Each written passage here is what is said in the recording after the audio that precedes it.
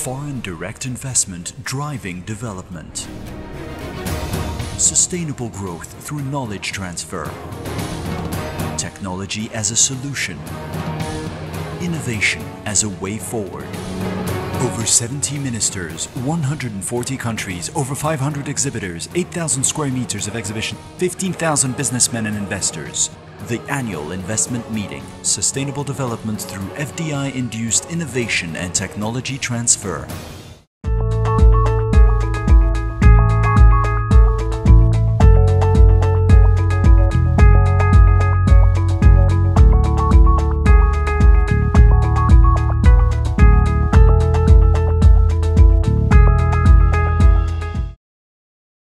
Welcome to the last session of this conference.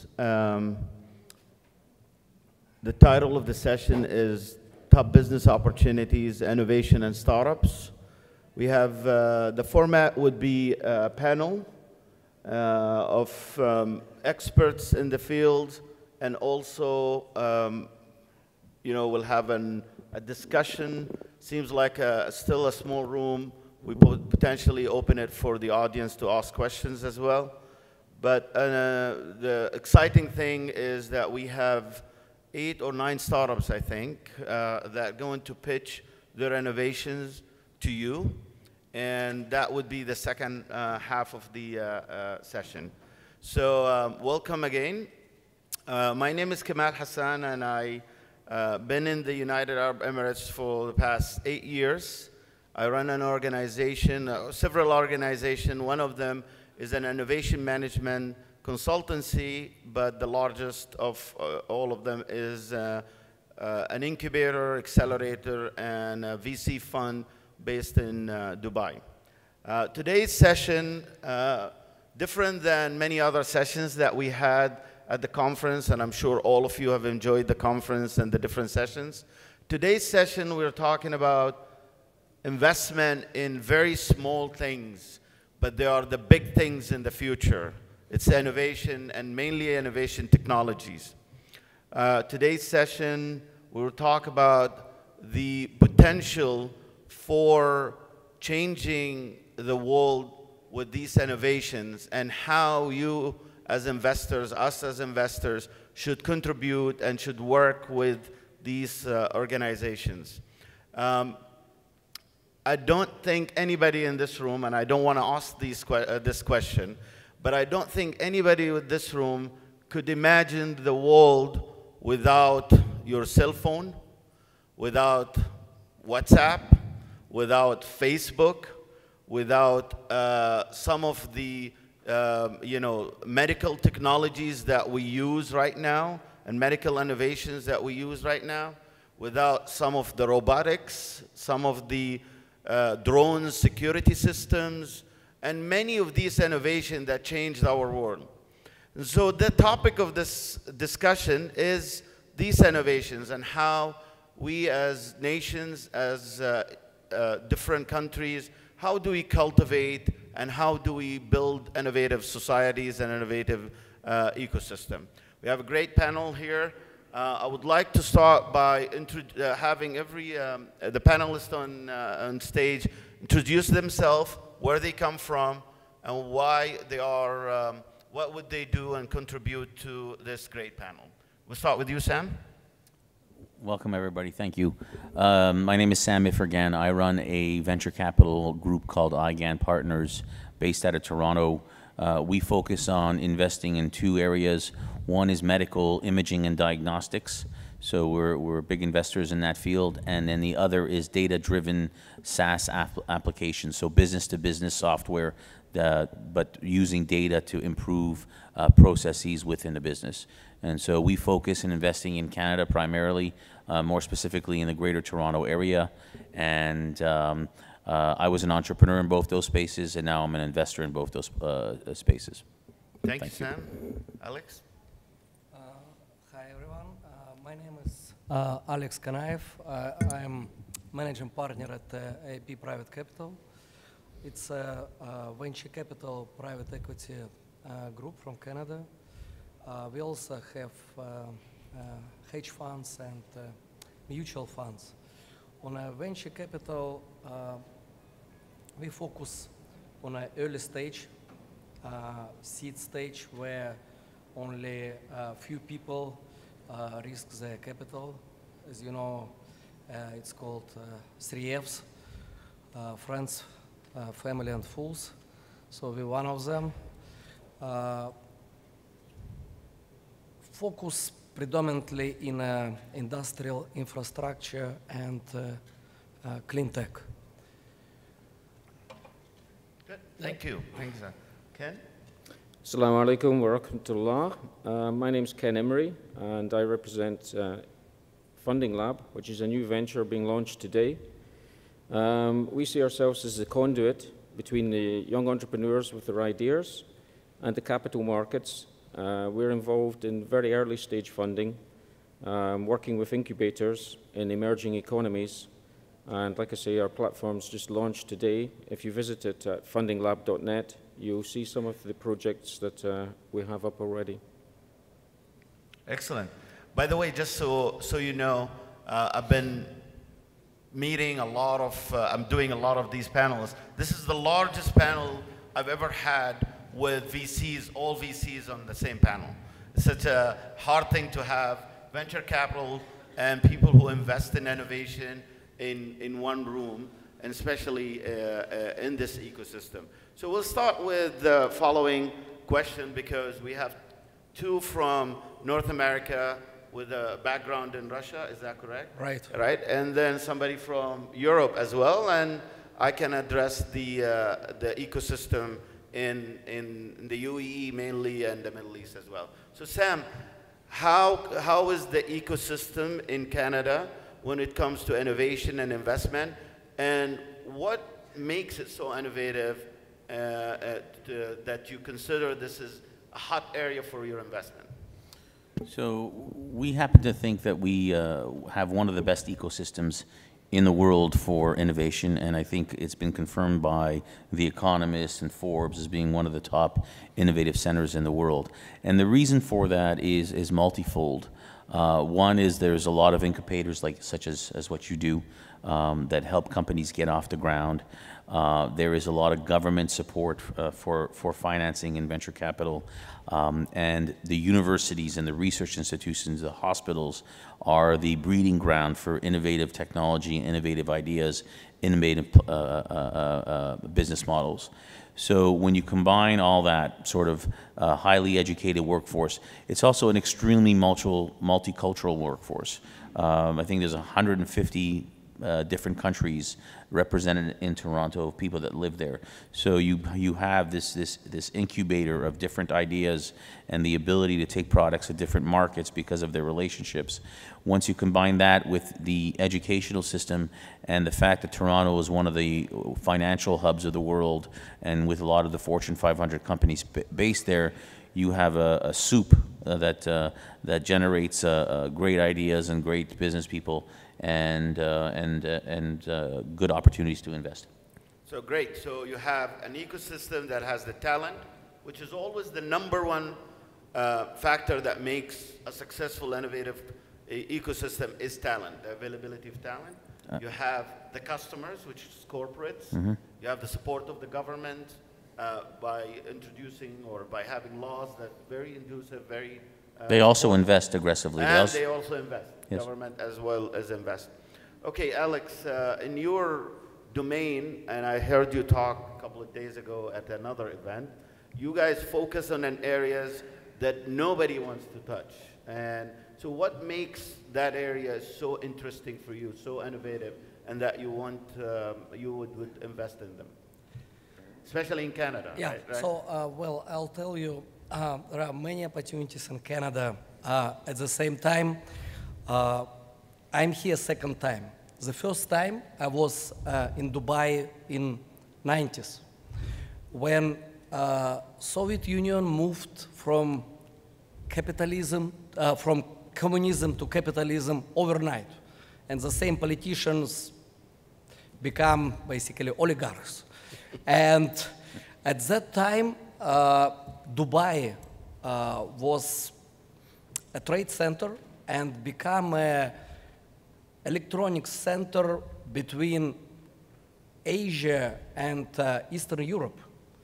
So most of Eastern European companies who realize that, including Russia, for example, they build offices here right away. And on your question back, why it's so, like, we are looking for something innovative and something different, because right now I consider that we, as a Canadians, we missed a lot when we did not invest heavily in Dubai, and we missed this time from 90s back to 2014, excluding infrastructure. Once again, Canada also home to the biggest out of 15 biggest infrastructure players, 5 are Canadian-based, like you all know, CPP, Brookfield, Teachers. So that's why we kind of trying to look on any different countries, and we have opportunistic approach to our investments. We go anywhere, and where we can achieve the highest returns, and where we can understand the rules of the game to structure our investment. Excellent. Ken, Europe, how is the innovation ecosystem and as an investment? Could you give us a little bit of background as well? Yep. Okay, so our focus actually is beyond Europe, focusing on emerging markets. Our model is based on incubators and partnerships with local incubators who already have captured the talent, the local young entrepreneurial talent. They know the system, the in-country system, the politics, the culture, etc.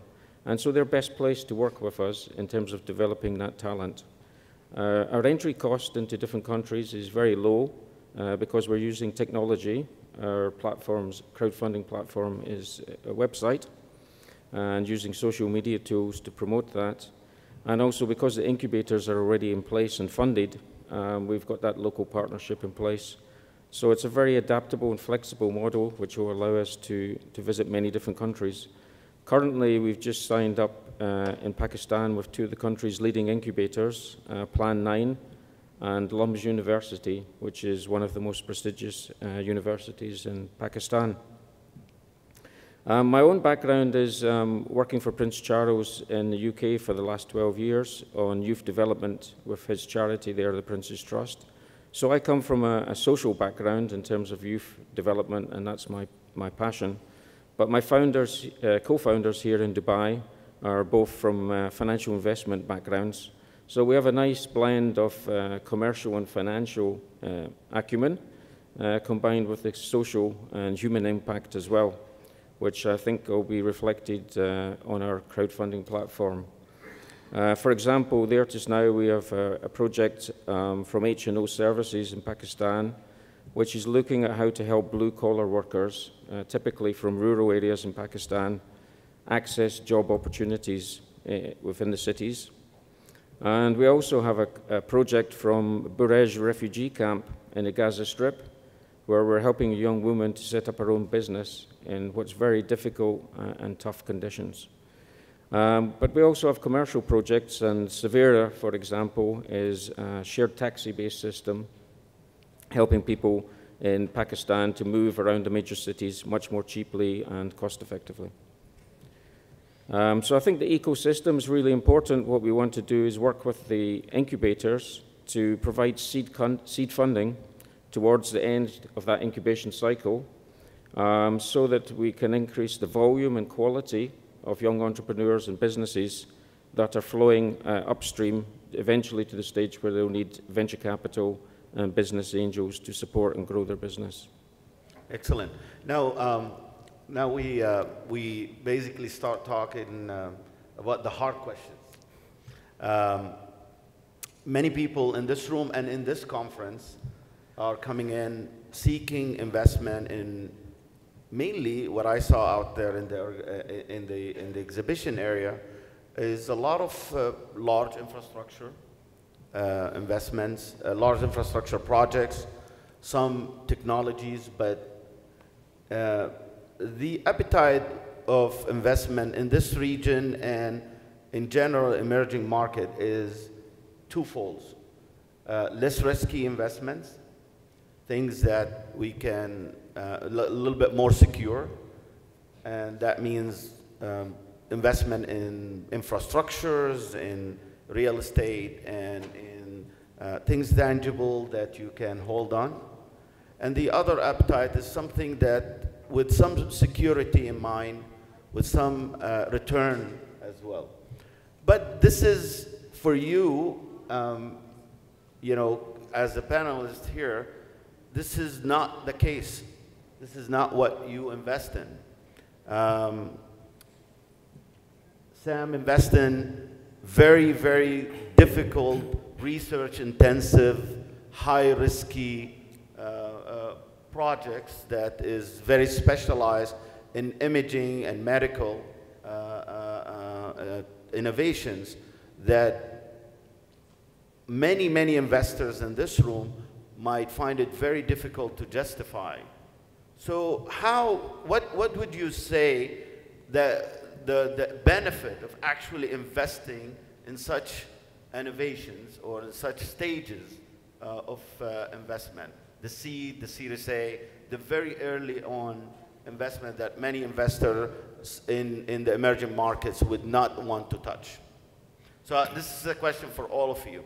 We're taking higher risk than many others.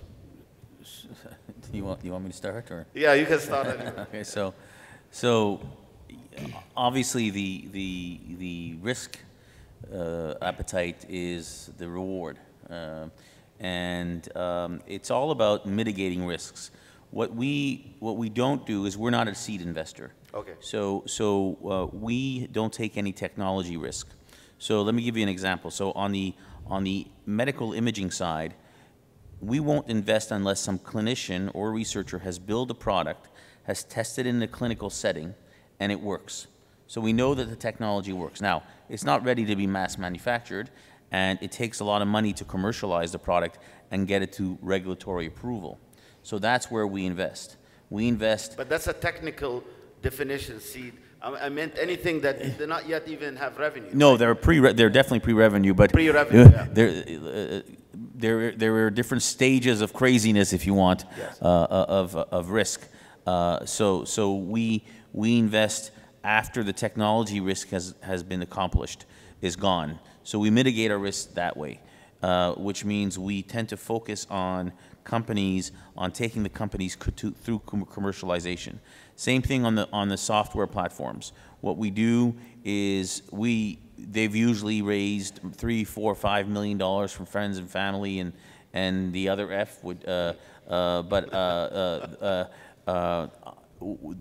product works. They still don't have any revenues, but we can understand what the platform's going to do, who are the likely customers that are going to buy it, and why they're going to buy it. So there's ways, if you think about it and you have good teams, there's ways to mitigate risks so that it's not as risky as it appears on the surface. Good. Anybody else? So I can add up that rewards could be also different. Yes, we're also looking for highest monetary rewards as well, definitely, but also it could be social rewards which could increase overall reputation of your company. Giving you example, we seeded a company which designing a medical device which can detect drugs usage. It's never done in the world, and we've done this at the time when in North America some relaxed rules introduced, especially in the US and Canada, where people start using marijuana for medical purposes. At the same time, there is no control and to prevent that drug addicts would go and ride on the roads, and it would harm people around. So when we invest at the early stage in this company, we didn't expect much. It turned around that, first of all, we make 10 times on our money. We made, currently, the company already publicly listed. and signing agreements with RSMP and the police. Because once again, this device can detect marijuana usage or any drug usage by simple breath test. It's like similar to a breathalyzer, which police using right now, but only against alcohol. So, but also we have some boost to our reputation, because everybody now starts saying, oh, this early stage guys, it's EAP, who've done something which nobody at that time even think about it. Good. Can you add something? Yes, so one of the ways that we mitigate the risk is by using the crowdfund model. So the way that that works, for example, is rather than asking an individual for maybe $10,000 to help launch a young person's business, that risk and that capital is spread across the crowd. So there might be as many as 100 backers supporting his project and raising that $10,000. So the average cost might be $50 or $100. So the risk is spread across the people rather than asking one person to take on the entire risk. So that's one of the ways to deal with that risk at such an early stage, when it's very difficult to put a valuation on the business because it's not really secured its first orders, and it's difficult to value it. And also it enables the entrepreneur to carry on and keep his business going through that critical transition phase from the incubation, where the business idea has been fully developed and can be explained, but yet still to receive the first orders and trading successfully. So that's the way that the crowdfunding model works. Excellent. So how do you evaluate projects or entrepreneurs or innovators to decide that this is something we would like to work with, whether to invest in or to put them into your platform, or you actually co-invest with others as well? What are the criteria that you typically focus on and drives you to actually invest in innovation? Maybe start with you. Okay, so I'll give you an example of one of our partners, Plan 9 incubator in Pakistan. They operate a 6-month incubation cycle. Typically at the start of each cycle, they're getting 2,000 applications from young entrepreneurs across Pakistan, focusing mostly on the major cities, Karachi, Lahore, Islamabad. And that 2,000 applications is on a paper process, paper-based application. And from that, using various criteria, they reduce that down to 200 who are invited to what they call a launchpad day, which is a 2-day event. On the first day, they're asked to present their ideas, the 200, quite simply, a short pitch.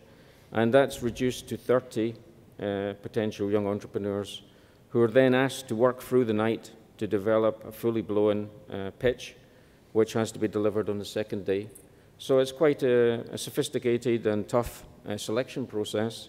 So what is eventually admitted into the incubation process, incubation cycle, is in the eyes of the judging panel, which comprises not just the people at Plan 9, but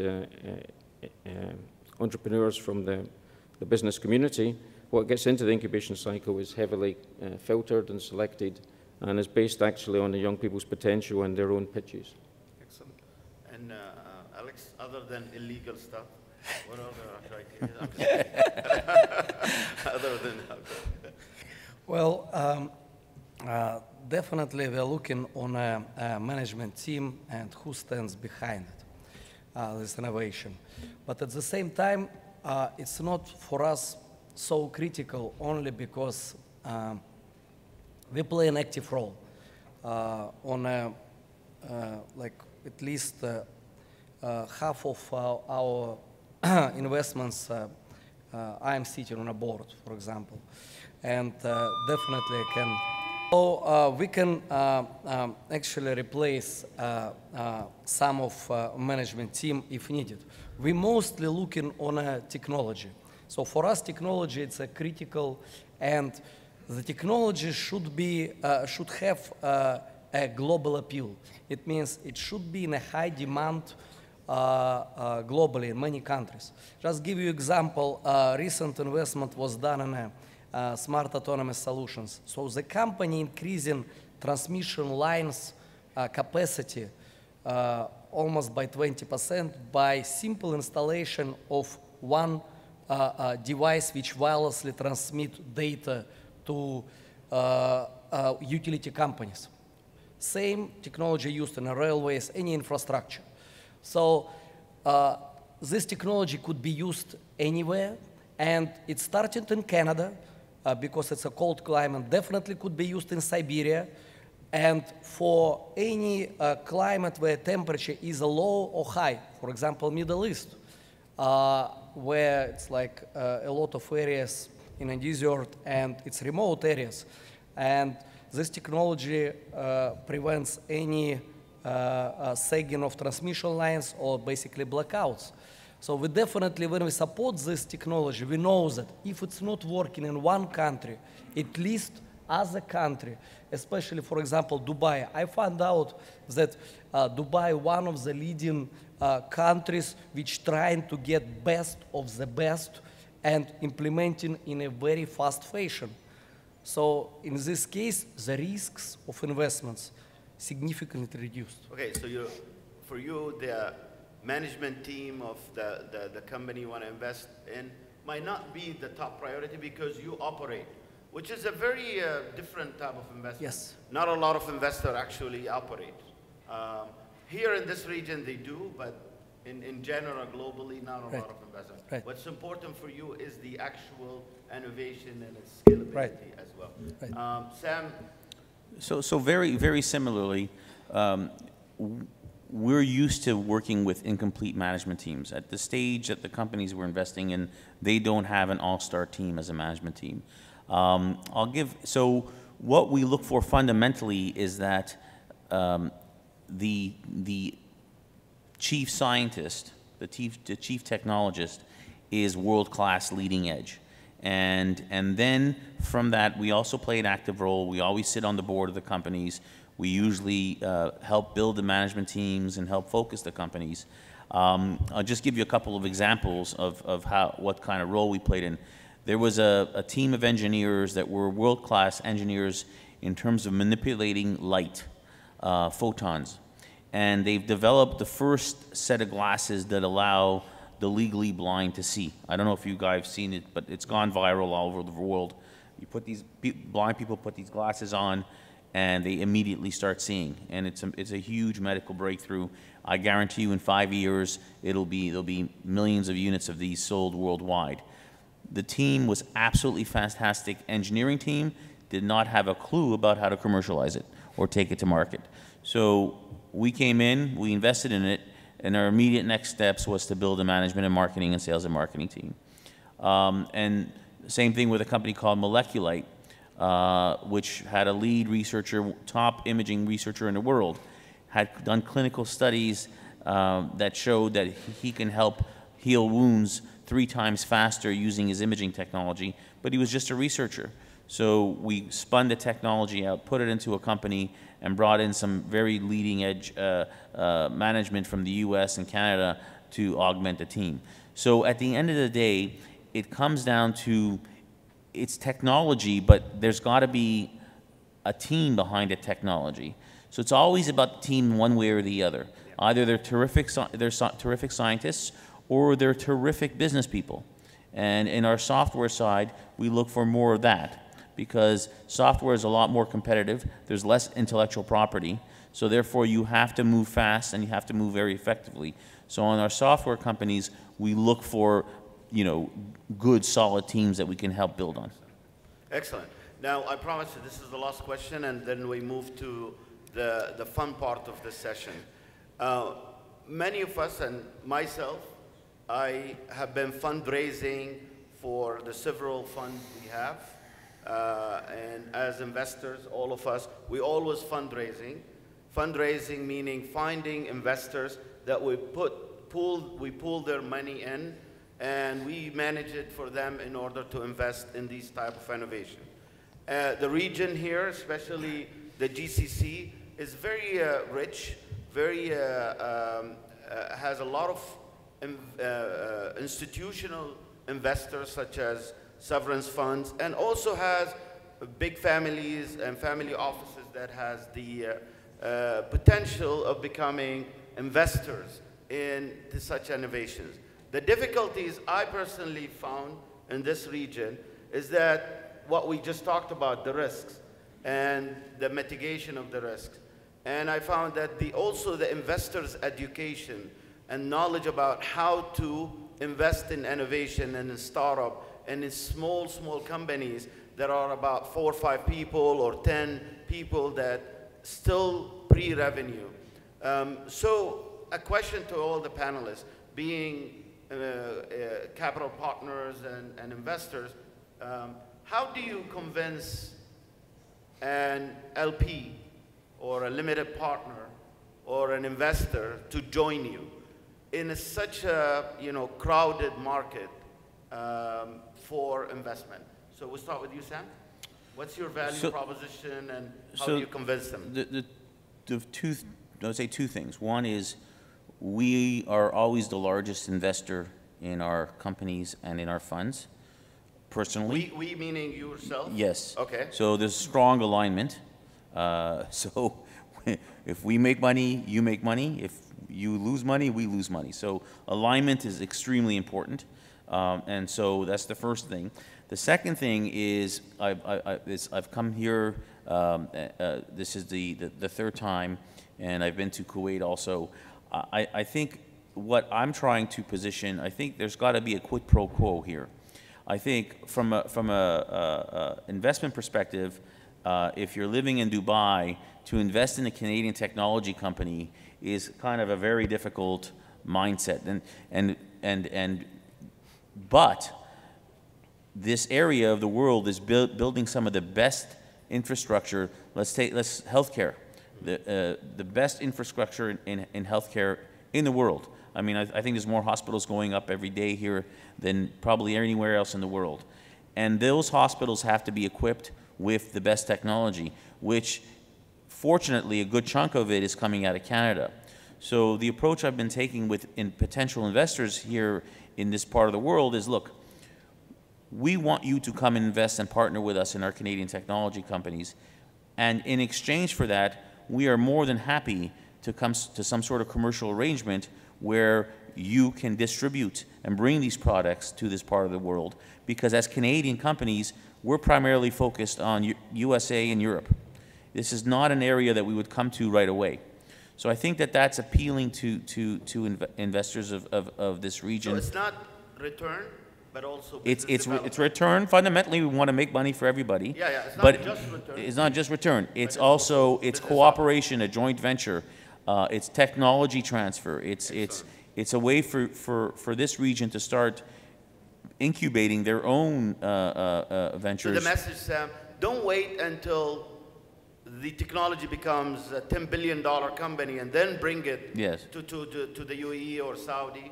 Just invest in it very early on. And I guarantee you a lot of people in this room which have invested in a company like, some of your companies very early on when it was just valued at $10 million, not valued at $10 billion. Yeah, and the other thing I'd like to add is that we do not care if you invest in our funds or directly in the companies. So a lot of people don't want to invest in funds. They want to invest in one particular company because they have they know that business and they're able to help that business. And we're happy either way because if our portfolio companies win, our fund wins, everybody wins. Excellent. How about you? You're fundraising sometimes. I know you're not for fundraising here, but you mentioned that. So, I don't know if you changed your mind. We have also affiliated entity. It's called AP Asset Management. It also runs mutual funds. So in mutual funds, it's basically they're coming. We don't even know. We just see that assets growing, right? So, but on private equity and venture capital, we do the same basically what Sam said.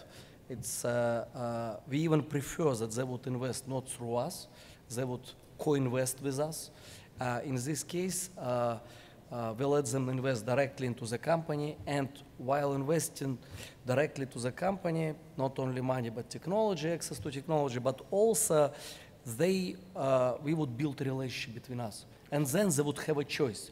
whether to go co-invest, go directly or through us. And what we notice on a second, third round, they go through us because too much work. Exactly, exactly.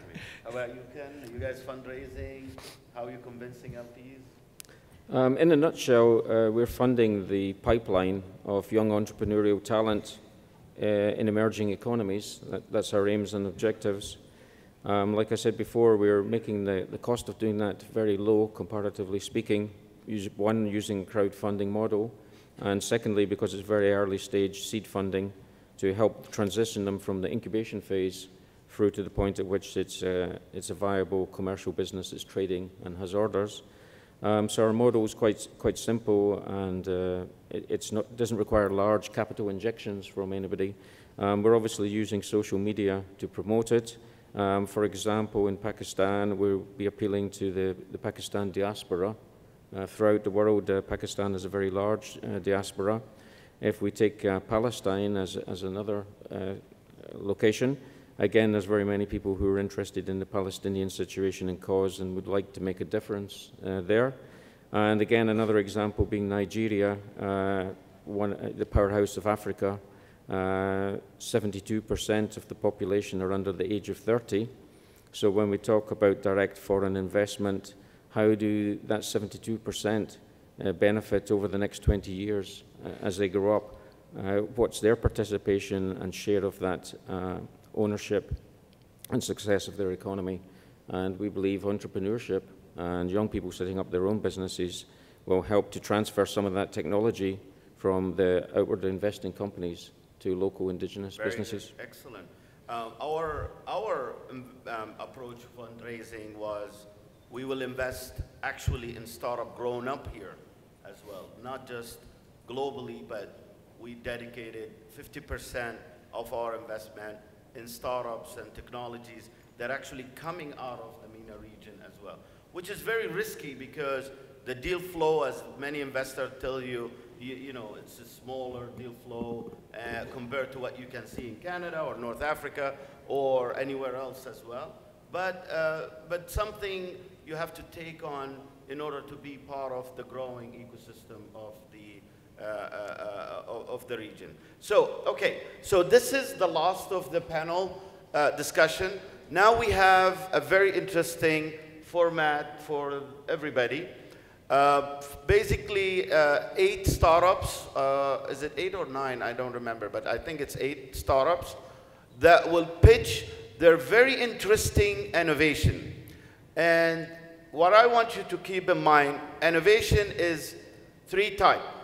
1 is a product. 2, it's potentially a very interesting service or a software that doesn't have an actual IP, but it's very innovative. It can change the landscape, and it changes the society or the market. And 3, a business model, a model that it's actually can grow into multi-billion-dollar model if it's implemented right. So there is these 3 types of innovation that you will see with the entrepreneurs that are going to pitch. I have my colleague Tariq will manage the pitch. What we'll do is 7 minutes maximum per entrepreneur. We will have 1 question here from the panel, and then I would love that after the panel, if you like these startups, if you think you can take them to your country, or if you are an investor that be interested in investing in them, or even the panelists, if you think they are great for your investment as well, is to approach them and to actually work with them as well. But before we start, we have Anna from the State Department, U.S. State Department. She want to introduce a global enterprise portal that I think will be beneficial for everybody in the room. So Anne, go ahead. Thank you very much. This is one of those unique opportunities where we actually have an international initiative that I think answers some of the challenges that were described by the panelists, specifically the challenges of understanding the rules of the game and also being able to come early to direct foreign investment before you're the huge enterprise. And what many of you should have found on your seats is this flyer about the global enterprise registration system. It's a joint initiative of the UN Conference on Trade and Development and the Kaufman Foundation's Global Entrepreneurship Network, as well as the Department of State. And the site is really exciting. It's the world's first website that has links to all the business registration websites in the world that are online in one place. And there's a little map that you can see on the flyer, and that shows you the countries or economies that are in green have their business registration processes online. And if you go to ger.co, you'll be able to see, if you flip over to the back side of your handout, a little green dot rating system that's meant to help entrepreneurs know how difficult the business registration process will be in the market where they've chosen to invest. So more green dots are better. Fewer green dots means there's work to do. And the thing that's interesting is all across the world, both in developed and developing countries, there's work to do on making processes more user-friendly. So we've all can improve. And then I just wanted, on the front of the sheet, you'll see there's two buttons. One, the two audiences for this global enterprise registration system are entrepreneurs everywhere in the world, and they press the green button to register their businesses, and that takes them to the line with their country site, and they see the rating, and then they click on the country name and go register. And then we invite them back to provide comments, which will go to governments to improve their sites. And the blue dot, the blue panel, is for governments to improve their websites. And so just in conclusion, why does this all matter?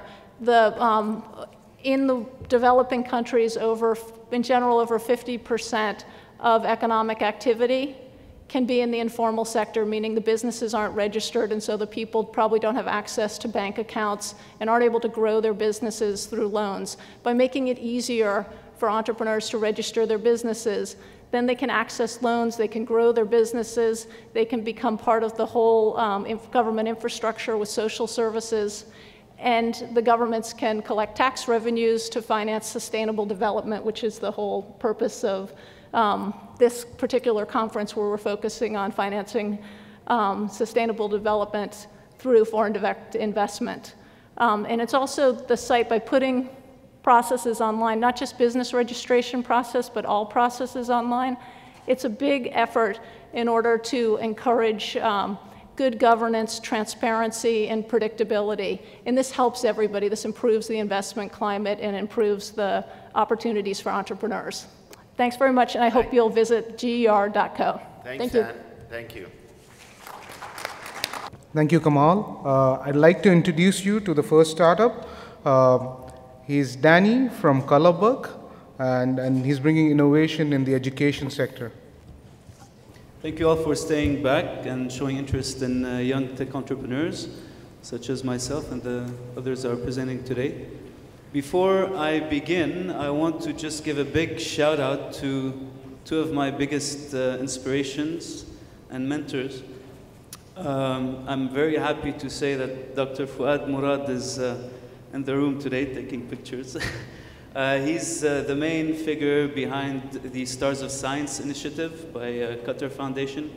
And basically, I was one of the 16 finalists in season 3 of this show. It's like a reality TV show for geeks.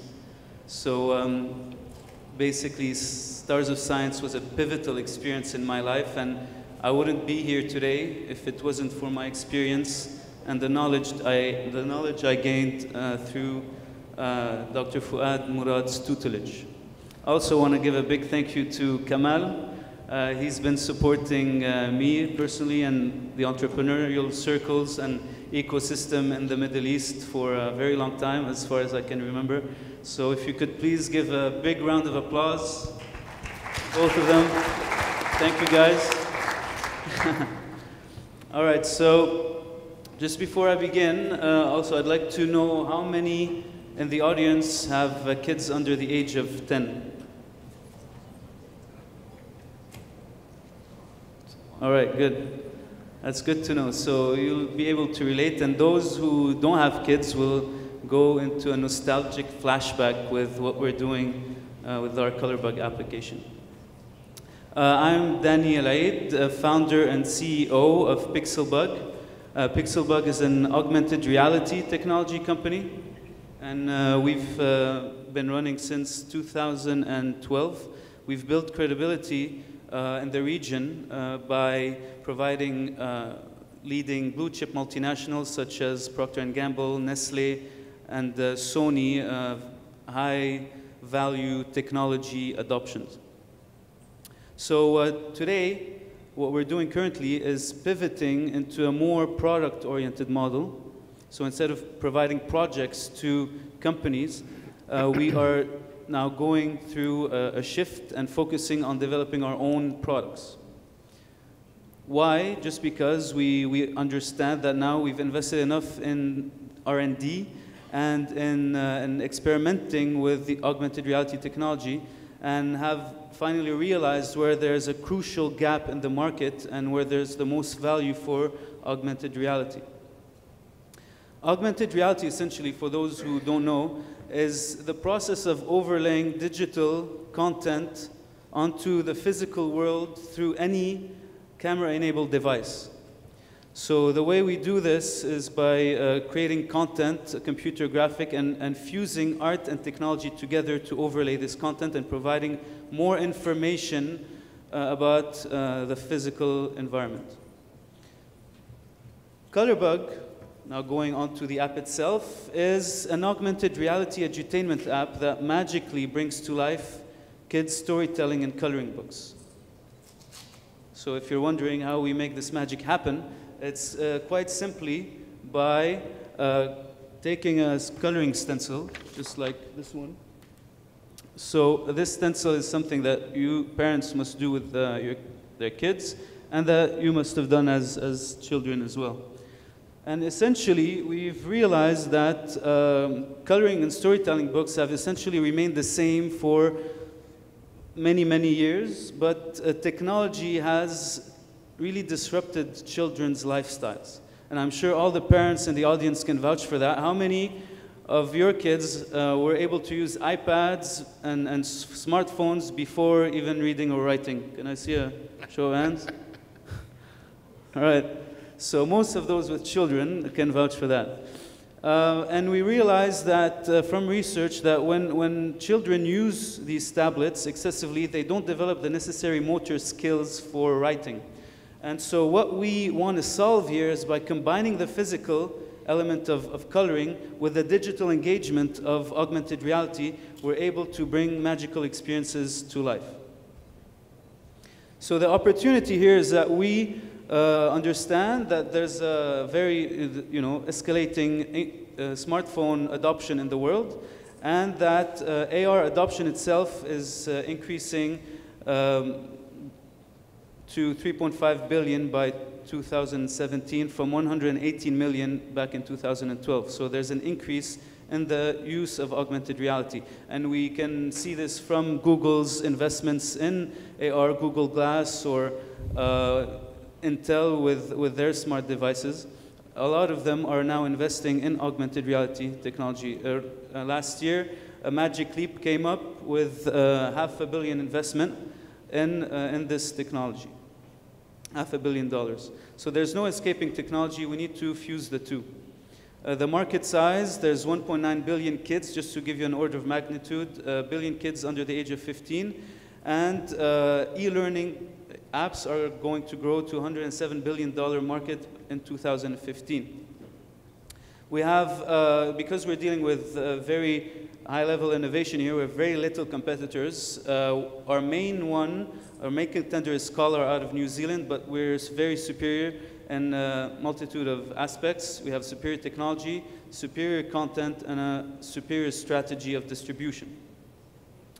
We have a very talented team of 10 marketeers, engineers, developers, and creative artists, and we specialize in fusing art with technology. And we're very proud to say that all the team is in Dubai and is a homegrown company, and we're growing the company and taking it globally from here. We have a very robust product roadmap. I'll be happy to take anyone who's interested into more detail. And a marketing plan that assures high acquisition, conversion, and retention of our application and transferring them into dollars. Although we haven't officially launched yet, we have already generated over $176,000 in revenue. How have we done this? Is because our approach is two-pronged. We have a B2B angle where we allow brands to onboard our platform through sponsored stencils, we call them. So, for example, Nestle will tell us that they want to develop a stencil, and so we create a packaged one for them and host it on the Colorbug app. So we already have Atlantis, Nestle, and Mushrif Central Park, which we launched last week in Abu Dhabi with the royal family. And finally, how we're going to use the proceeds, how much we're raising. We're currently looking at $650,000. That's conservative. More aggressively, we'd be looking at $1 million investment, and we mostly would be allocating this in human resources, product development, sales and marketing, and operational costs overall. So finally, thank you, and I just want to leave you with a quick video, if you don't mind. My name is Eli Youssef. I'm the Chief Strategy and Product Development Officer at Pixelbug. Hi, my name is Daniel Aid. I'm the founder and CEO of Pixelbug. Hi, I'm Dennis, CTO of Pixelbug. I'm responsible for research and development of this company. We're a technology company focused on developing advanced augmented reality solutions. So far, we've catered to multinational blue chip clients such as Procter & Gamble, Nestle, and Sony. And currently, we're looking at pivoting into a more product-oriented model with the imminent launch of our app called Colorbug. Colorbug is an augmented reality edutainment app that magically brings to life kids' coloring and storytelling books. So how does it work? The application is free to download from the app stores. Kids print and download our stencils. They color them in. Simply point the device at the stencil and magically bring the story to life in augmented reality. Hi, kids. Say hello to my friend, Pablo the Penguin. Users can pay to download the stencils through the application. We'll also be taking the product to businesses to allow them to sponsor stencils on board our platform. Throughout the last 3 years R&D, we developed the next level of augmented reality. In the future, Colorbug is going to be a platform where third parties can create and integrate their own content. Today, we're looking at raising funds in order to increase the production rate of our stencils by hiring more talent and investing in our distribution through marketing and sales.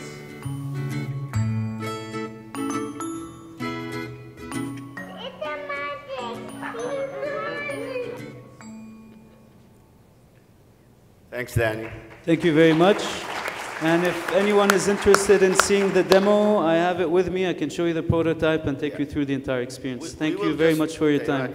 We will limit it to one question from the panel. Okay, and please. the audience can ask you a question after Great. that. Okay. Anybody has a question?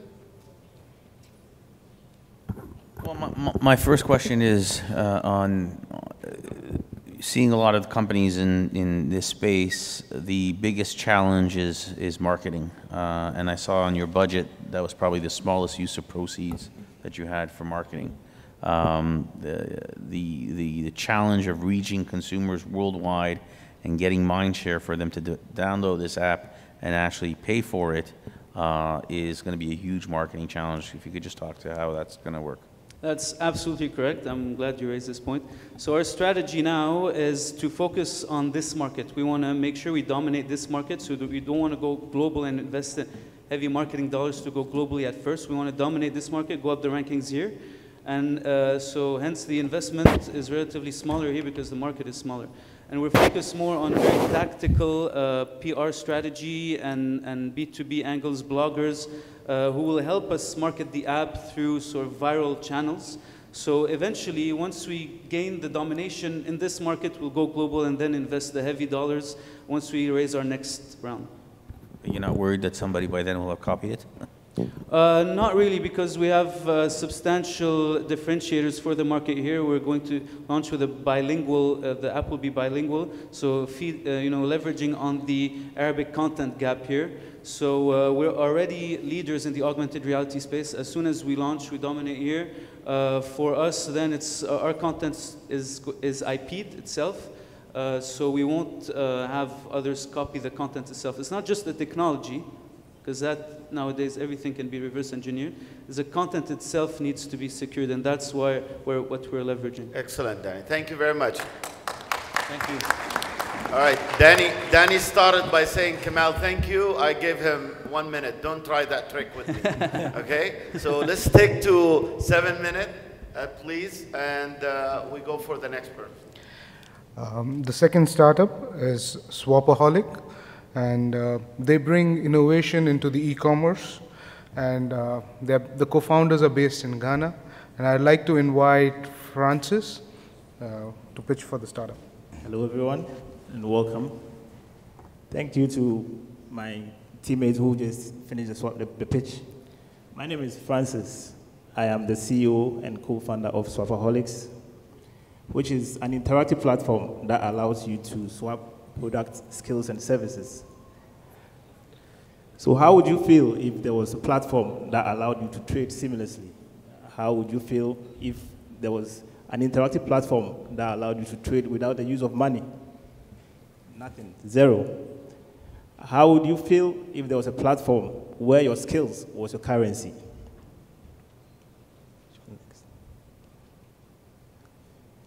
So we created Swapaholics, which is a marketplace that facilitates the global swapping of goods, skills, and services.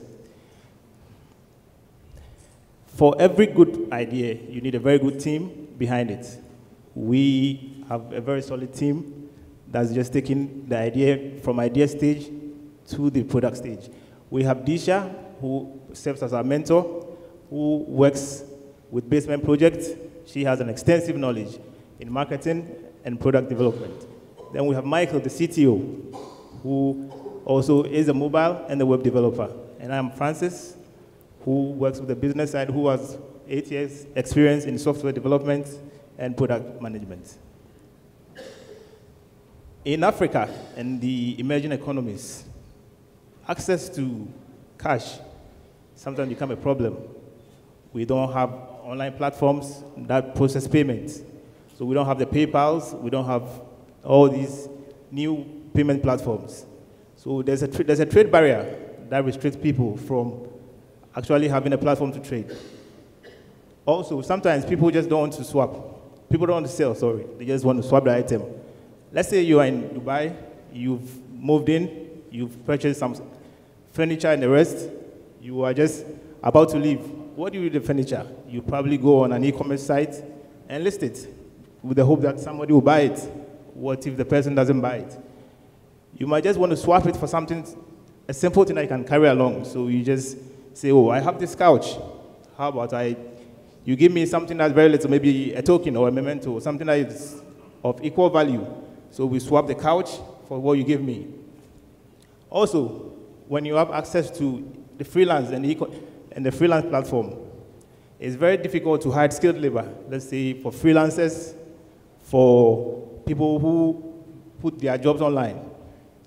How about your skills become your currency? So instead of going on these freelance websites to hire a graphic designer, let's say you're a lawyer, you want some work to be done on probably a business card. There's a business person who also wants some legal advice. So instead of going online to recruit a business person, you say, oh, why don't I do a legal service for you?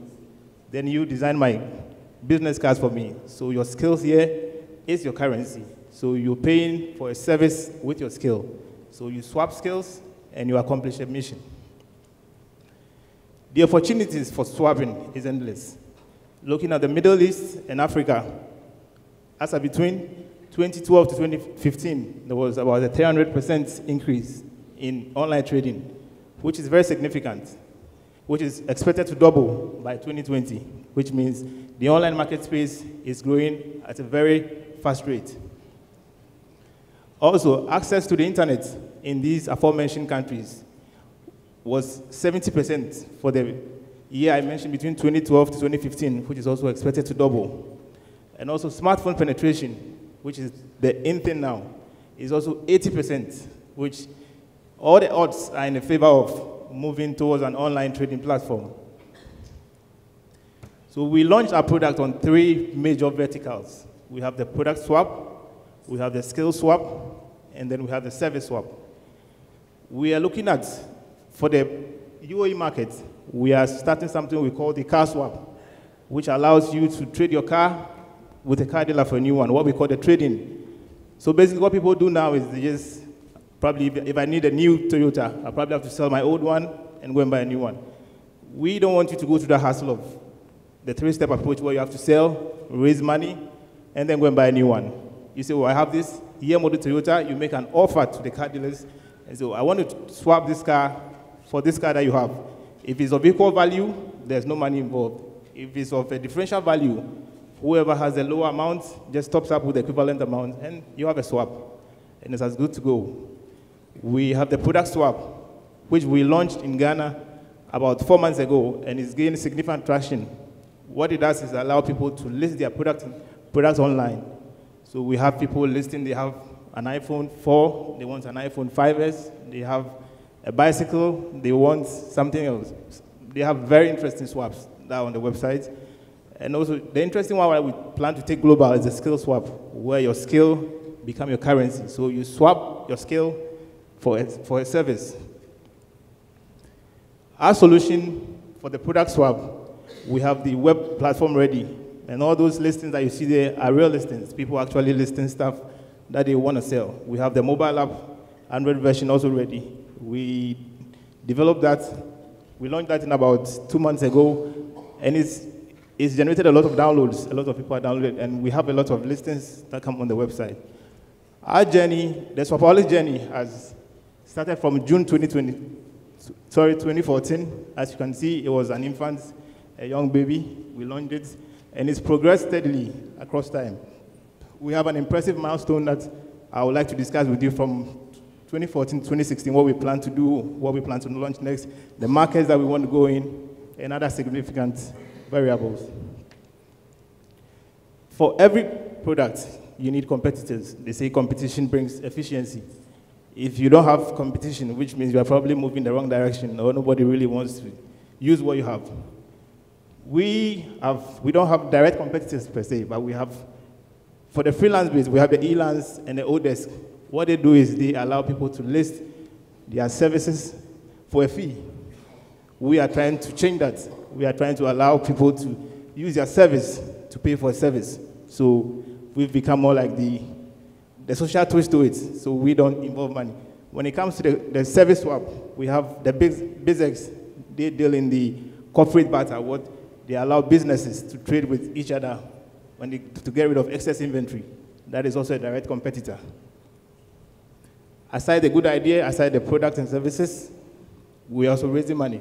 We are in the fundraising mode. We are raising $650,000 to scale to the markets, that's the Ghana, Nigeria, Kenya, and also starting the UAE. We are looking at, and also launch the skill swap, which we hope to have a global perspective. So, to end this, I would say, we have the product, we have a service, we're a team of dedicated, passionate people. We are looking for passionate people like you to join us to create magic. Thank you very much. Thank you. We have experience in West Africa, in Ghana. Unfortunately, we discovered that not much property rights over there, especially in remote areas. Come again? So the question is, how you would make money? Like, for your services, how you would charge money? In couches, in like products, or still in cash? Like, we have a 3-pronged revenue model. For the C2C, that's for the product swap, we make money of people who list the item. So before we facilitate the swap, we have a transaction we charge you before we connect you to the other swapper. So it's not for free. For the businesses also, we're looking at a flat subscription fee. So you have to pay us a monthly an annual fee where we link you from the consumer side to you. Then we have the featured advertisements where you pay us for advertisements for us to list stuff on the website for you. Nice, Francis. No money between swaps, but money to me. I like that. I like that. Very good. Thank you. All right, next one. Yeah. The next startup that we have is integrating hearing impaired to the society. They're called Kintrans, and today we have the CEO, Muhammad Al Wazir, to present the startup. Assalamu alaikum. I'm Muhammad Al Wazir, the founder and the CEO of Kintrans. I love listening to the piano, but silence is the reality faced by 640 million people around the world. At the hospital or the airport, trying to choose a window seat in their flight. In the hospital, trying to warn the doctors about their heart attack. At the police station, trying to tell the officers about their stolen wallet. These millions of hearing impaired people are still missing a proper solution that can better integrate them into the community. Ladies and gentlemen, that's why we introduce Kintrans. Kintrans is an intelligent automated device translating sign language in real time into voice and text, making everyday conversation accessible for everyone. Victor can stand in front of Kintrans and speak in sign language without any sensors or electronics on his hands and communicate with others, thanks to the immediate translation of Kintrans. People like Victor, who experienced Kintrans in action, found the process to be both practical in its usage and miraculous in its impact. Kintrans currently is following a P2P model by providing a non-portable solution that is designed to be used in the heavy traffic centers for the hearing impaired people to have a better customer service communication in this place. The hearing impaired people that should be treated just like me and you in the society. In the Arab world alone, where Kintrans has started, there are about 760 million hearing impaired. Now, the challenge is that there is no one unified sign language across the world. That's why we introduced the Sign Studio, a revolutionary software that's actively building the first digital sign language library across the world, processing the sign language, all the known sign language in the world. With this revolutionary software, Kintrans can augment a new sign language within the P2P market in a matter of months compared to years, allowing Kintrans to expand in the new markets faster than any other competitor that may appear in the market. It's also the start of developing Kintrans as a portable device, allowing Kintrans to enter a scalable stage, targeting the B2C market by a mobile-enabled technology that will be used in a face-to-face conversation and during the phone calls too. Kintrans currently is in partnership with Intel. Based on their tech camera technologies, Kintrans can penetrate the global language service industry estimated at $33 billion. $9 billion within this industry is dedicated for the sign language interpreting services only. Yet, the hearing impaired community does not satisfy, didn't reach to its need. As an evidence of the low number of interpreters, their high cost, and the inconsistencies of the translation, Kintrans uses technology to fill this gap and empowering the hearing impaired have a more independent lives. Kintrans has been already featured on BBC World News during our first trial with Dubai International Airport. Future pilot projects are expected with the police headquarters and the Dubai Executive Office of Dubai. The team behind Kintrans is both complementary and flexible with more than 30 years of augmented experiences. A team of PhDs and engineers working for Kintrans and supporting Kintrans. But your confidence and support today will change the life of the hearing impaired tomorrow. Think about the most powerful word that you had ever heard in your life. Key entrance is the future of sign language. Key entrance, hands can talk.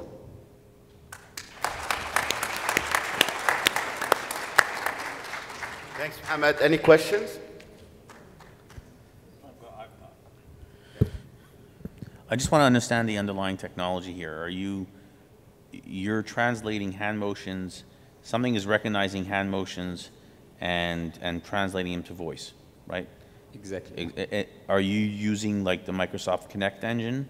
Is that? We started actually with Microsoft Connect as a device or at the hardware that's supporting our engine that we had built originally inside our company. Then we are changing now from the Connect to our own technology with the partnership with Intel, based on their new technologies. It's called RealSense. So you developed your own proprietary hand recognition software. Is there any intellectual property around that? Until now, not yet. We are talking with Greenfield lawyers, but they advised us from the investment-wise or point of view to put the things in public so that no one can patent the files or like can go in the filing process as like our things is in public. Not the coding, but the idea and how it works and how we can do that. Excellent. Thank you, Mohammed. Mohammed was on time this time. Thank you. The next startup is bringing innovation in the delivery in logistics sector. And I would like to invite Fernando, who is the CEO of PAC, and that's the startup. Good afternoon, ladies and gentlemen. My name is Fernando Benito. I'm from Spain, and I'm the co-founder of PAC. PAC is a 1-hour crowdsourced solution for e-commerce parcel delivery. We use taxi drivers, like cabs, who are the new become part-time couriers. Let's ask ourselves the following question. Why is it possible to ask to order for a pizza and to receive a pizza in, let's say, 15, 30 minutes, but on the other hand, if we want to buy something online, we need to wait, like, in the best of the cases, 8 hours, but sometimes 1, 2, even 4, 5 days. This has no sense. Okay? In fact, current solutions do not satisfy impulse purchases. And also there exists some players, some big carriers as FedEx that offer 2-hour delivery solutions, but these solutions are too expensive and are not affordable for e-commerce players. Finally, current existing e-commerce solutions are inefficient. David Abney, UPS CEO, said that during the last pre-Christmas campaign, 2 million e-commerce parcels only in the States were undelivered. This means like 2 million people that were unsatisfied. That's why we create PAC. PAC, we offer a triple value proposition. We ensure all the e-commerce parcels are delivered in less than 1 hour. We are cheaper. It's a €7 price per deliver for the retailers, and we are more efficient because we can take care of all the high demand periods. Okay, but the question is, how can we do it? In fact, we are combining two things that have been done before separately, but never both together. We are combining these two things with technology in order to create PAC. The first thing is we are using taxis, the cabs, the drivers, as the new couriers. This is not new. Ozon, which is an e-commerce giant in Russia, it's like the Amazon for Russia, did this in the past successfully. And the thing is that in Europe, an average taxi driver is without any job, like looking for a passenger 7 to 9 hours. So the only thing we are doing is to take advantage during their idle times in order to deliver parcels. The second thing we are doing is we are picking up the parcels directly from the stores, which completely changed the market. We do not go to the warehouse. We use the existing omni-channel brick-and-mortar stores as warehouses. There is a successful company called The Leaf in the States that raised in the last month $12 million. And it's exactly doing this with a different model than ours, but he has demonstrated that parcels, e-commerce parcels, can be delivered, can be picked up directly from stores. So at the end, we came with this. We are faster because we can assign one vehicle per parcel. So in less than 1 hour, we ensure all the e-commerce parcels are delivered. We are cheaper. We are cheaper. This is very, very easy. We do not own a single warehouse. We do not own a single vehicle. We do not own a single transport staff. And finally, we are more efficient thanks to our algorithm, thanks also to our flexible fleet. We can adapt and attend the different high periods, high demand periods. Let's go through the process. It's very, very simple. Pack solution is add to the existing checkout. When you are trying to buy something online, you can choose like the pack option. And you have two options. The first thing, you can ask for the parcel to be delivered like immediately in less than 1 hour. Or if you prefer, you can select like your delivery time range. I want the parcel to be delivered between, let's say, 6:30 and 7 at home. Okay, what we do is the following. It's a little bit technological, but our ERP is linked with the ERP of the retailer. So when we receive the order, we automatically know which is the closest store where we can pick the desired item. So we create a delivery route. We send this route through the taxi, through the app, the taxi app, okay, through a push notification. And one of the taxis finally gets the order, collects the parcel, and delivers the parcel. Let's talk about the market. The market, we all know that e-commerce market is huge. It's a huge market. But how big is the parcel delivery market? The good news is that the parcel delivery market is huge. It's last year, only in Europe, these figures are only for Europe, 3.7 billion parcels were delivered in Europe. That means a yearly market only in Europe of more than 90 billion euros. Okay, we start with Pack 2 months ago. We came to Dubai. Now we are developing between Barcelona and between Dubai. You'll see we have got a huge team. Thanks to the help of Kamal, to the help of Tornade, we will be able, everything is more ready. We are doing a real test in May, next May in Barcelona. Okay, we are targeting Europe from the beginning. And the good thing about this model is that it's very, very easy to scale. When I mean easy to scale, it's like very easy to scale. So we are planning to launch in Barcelona, to do the test in Barcelona, because it's the city where we have all the contacts. We already have some contracts with some retailers in order to test it. But we will move to Madrid, and then our target market, for sure, is UK, is the biggest in Europe, and then we will move to Germany and to France in the next month. Just to finish, let's ask why question, and the question is why this wasn't done before, okay? We have a very, very good team, as you will see, but we are not the most intelligent people in the world. But the answer is very, very easy. It's mainly because of two things, okay? The first thing is because it was impossible. The retailers, it was impossible to collect, to pick up the online orders directly from the stores, okay? Technologically speaking, it was impossible only some months ago. The second thing is because of taxi drivers. Taxi drivers were not used to mobile apps. Thanks to Hilo, thanks to My Taxi, more 45%, 55% of taxi drivers in Europe already are using an app. So the only thing we are doing is we are creating a new market for them, and in fact, they are enthusiastic.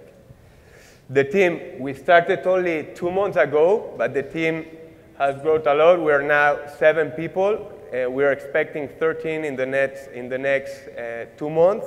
We are a high experienced and high educated team. Myself, I was in Spain. I quit my job. I was the head of expansion for Pierre Vacans. It's a 1.3 billion turnover company. I quit my job in order to come to Dubai. Now we are developing between Dubai and Barcelona and to focus on this. And we've got like best engineers, telecom engineers, computer science engineers. I've got an MBA. Chen has an MBA in Harvard Business School. So we think we are the correct team to do it, and we believe that if you want to do something big, you need a big team, and that's why we are expecting 5 more people to join in the following month.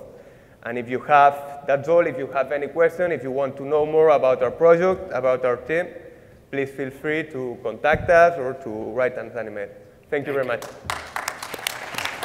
Maybe you want to ask a question? Yes, maybe you could help me understand, as I understand it, the fee for delivering the e-commerce purchase is €7. Yeah. Maybe you could just walk us through how that's broken down in terms of the taxi driver share. Yeah. Because maybe the taxi driver's journey is variable, he gets held up, yeah, different factors, different distance. Our revenue model is very, very simple, okay? We are charging a €7 per parcel for the retailers, and our margin is the difference between these €7 and the commission we pay to the taxi drivers, okay? So when we created, because technically it's more complicated, when we create a pack, we wanted to pay the taxi drivers the less as possible. We wanted to increase our margin. So we wanted to do like a kind of bidding system. But the thing is, a bidding system, if the taxi is driving, you cannot, you are driving, you cannot be like playing a bidding system. So we came with I think it's a quite good idea. We are just developing this. It's a kind of algorithm. When we have a service, okay, starting from point A to point B, we select like the closest taxi drivers, we send through push notification, and it's like a counter. So it starts in €3, and every 5 seconds it's increased. It's €3, 5 cents, €3, 10 cents, €3, 15 cents. The first taxi driver who clicks, only one click in the screen, accepts the order at the current price, and then do the delivery. So it's a reverse bidding. It's a reverse Chinese bidding. Very good. Yeah. Thank you. Thank you very much. All right. We're getting better. 7 minutes, getting there. Yeah. Okay. The next startup is trying to streamline the trucking delivery system and bring efficiency and value in it. I'd like to invite Stefan from LoadMe. Hi. Good afternoon, everyone. My name is Sebastian. My startup is LoadMe, and we're matching trucks and loads across the Middle East through our online platform.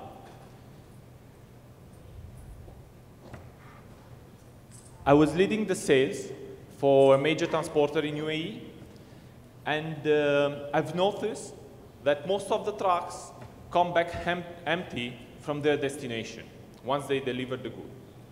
In the same time, 3 out of 4 orders were refused because the load could not match the fleet available at that time.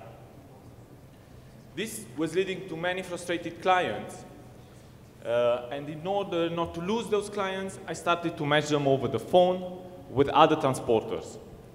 A total nightmare. I started my research, and I found that everywhere else in the world, they have a solution for this. It's called the load board. Americans have it, Europeans have it, Australians have it, even New Zealand has it. But here, in the Middle East, we don't have it. So we made it. LoadMe.ae, it's the first online marketplace for freight exchange in the Middle East. It's combining the power of internet with the GPS tracking units from the truck and with a smartphone app to connect effectively load owners with available trucks in their area. Let me show you how it works. People also call it the Uber for trucks. Imagine we have Abdullah, working in sales for a transporter, and he is trying to find clients for his daily list of available trucks. All he needs to do now is register with LoadMe as a transporter and post his truck size, location, and desired destinations on the platform.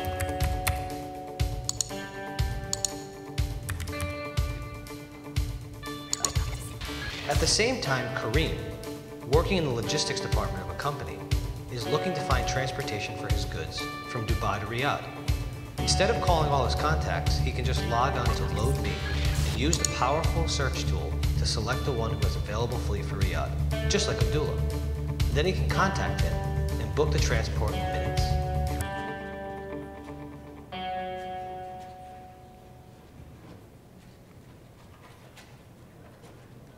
Using our load matching platform, load owners or freight forwarders get the best deals in minutes with no effort and save money when shipping.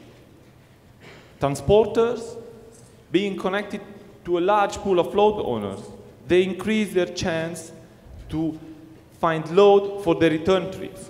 And this way, they make more money when transporting. And brokers and agents, of course, they expand their business while networking. We have witnessed a double-digit growth over the past few years in the Middle East. In the logistics industry, in 2015, our first year of activity, the logistic market in GCC is valued at $35 billion, out of which just the road transportation itself accounts for $5 billion. This is the market that we are targeting directly with LoadMe. Our business model, it's subscription-based. We have 3 types of users: transporters, load owners, and brokers, each having the chance to choose one of the 4 packages specially tailored for them. On average, the monthly subscription is about $100 per month. The needs in the market are currently covered by individual matchmakers who act like agents, but they don't even have a company or an office. They just have a notebook and they take the details of the parked trucks and they try to match them over the phone with available loads. But how we will market our platform? We've been actively participating to events. We're doing partnerships with publisher and governmental institutions. And over the years, I met more than 500 logistic professionals, and I would meet them again, and I will make them our ambassadors. Before, I owned another business in outdoor advertising, so we will not stick only to the online advertising. And we will place on the back of the trucks a sticker with the message, "My truck is loaded," from loadme.in. In total, we have 9 acquisition channels covered in our business plan. Where are we now? We are approaching very fast to our first milestone, 1,000 companies registered, because we have a very fast registration process, 10-second registration, with simple features, and we're not changing the user's behavior too much, because they are still communicating with each other through emails and phone calls. Once we'll reach 2,000 companies registered, then we will move in our stage 2. And in this stage, the most important change will be that users will have to communicate with each other through our platform. This will give us more way to generate income and to have control over the users. Once we'll have generated the network effect and we control the market, then we will move to our 3rd stage. The most important change for this stage will be that transactions will be done through our platform. An important change that will boost up our revenue and company valuation. Before each stage, we have an investment round. Since now we're approaching stage 2, we're raising $350,000 US to speed up the expansion in GCC and to cover the expenses for product development, operations, and marketing. Who's behind the project? Sebastian Stephen, that's me. I know everything about road transportation. I'm experienced in UAE trucking industry, and I'm connected with the most important people from the logistics industry. The other Sebastian from the team, he's an experienced software engineer with more than 10 years experience. He developed the platform, and he's coordinating a team for that. And Claudia has an impressive background in marketing. We are building a huge thing here. And all of you who see the opportunity that me and my partners have seen, please come over and have a chat with us. Very good. Thank you. Thank you very much. How you address my concern of you're cutting right now very serious relationship in the Middle East when we approach into the business. So all business done based on a relationship. Suddenly, it's lost. It's going through you. Yeah, we're improving that because currently there's no reviewing done. So you always make a bet when you choose your transporter. And imagine sometimes you're sending medicine valued at $500 million in one truck. And you have no review over that transporter. So actually we're improving the relation. And the relation is there, it's just a communication platform. You know, you can keep the same relations that you have, but you'll have faster communication. So now, you have 5 transporters, you need to call all 5 of them to see who has the specific truck available at that moment for you. When you log into the platform, you choose and you call only one of them, because you already see their fleet and their position. Excellent, thank you. Thank you very much. The next startup is trying to bring innovation in healthcare, and it's been presented by Sarfaraz, and he's going to talk more about Tapiatrix. Yeah. Okay, assalamu alaikum and good afternoon. I know it's around 4 p.m. now, and people tend to wind down their day, so thanks for paying attention.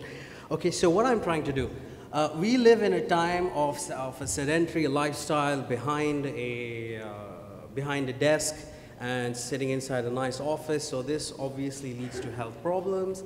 Hence, there has been this sudden explosion in the, how should I put it, in this interest in maintaining your health, and which is reflected in the explosion of wearable devices and such that talk about how to take care of yourself, you know, measuring your walking speed, you know, and a whole bunch of other, how should I put it, factors.